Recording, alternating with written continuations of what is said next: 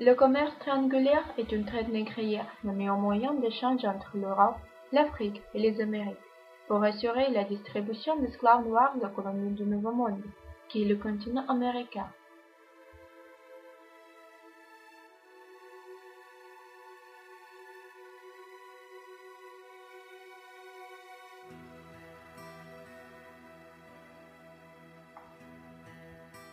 L'expression commerce triangulaire fait principalement référence à un passage à 3 temps sur 3 continents.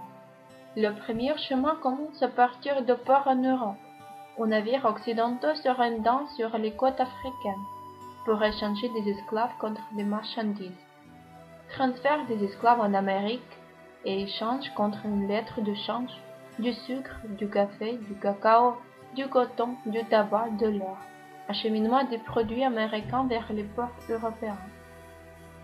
Cependant, le déroulement du commerce triangulaire était beaucoup plus vaste et il existait plusieurs routes.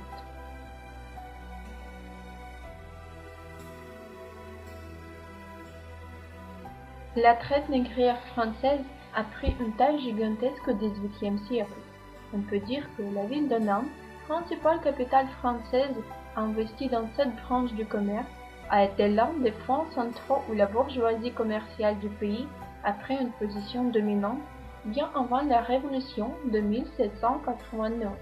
Les commerçants qui ont conduit la traite négrière gagnaient de 30 à 50% du revenu sur le capital investi.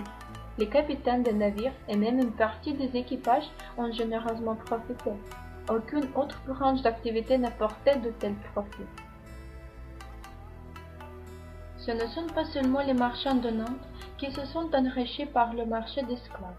La capitale a afflué en Nantes de partout, mais c'était en Nantes où les navires ont été construits et adaptés pour transporter des charges vivantes, où les commandes ont été rassemblées, où les marchandises ont été chargées, qui sont ensuite échangées pour les esclaves en Guinée. En 1848, après de longs combats, est votée l'abolition de l'esclavage. Mémorial de l'abolition de l'esclavage est unique en Europe. La ville affirme sa volonté de garder la mémoire du passé et mettre en garde pour l'avenir.